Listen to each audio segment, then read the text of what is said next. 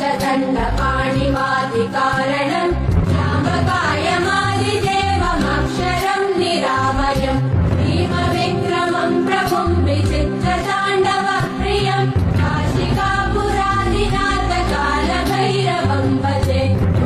मुक्तिदायकम् प्रशस्तचारुविग्रहम् भक्तवत्सलम् स्थितम् समस्तलोकविग्रहम् विनिक्वलन्मनोन्महेम किङ्किणीलसत्कटिम् काशिकापुरादिनाथकालभैरवम् भजे धर्मसेतुपालकम् त्वधर्ममार्गनाशकम् धर्मपाशमोचकम् सुशर्मदायकम् विभुम् स्वर्णवर्णशेषपाशशोभिताङ्गमण्डलम् काशिकापुरादिनाथकालभैरवम् भजे रत्नपादुका प्रभाविरामपादयुग्मकम् नित्यमद्वितीयमिष्टदैवतम् निरञ्जनम् मृत्युदर्पणाशनम् करालकम् समोक्षणम् काशिकापुरादिनाथकालभैरवम् भजे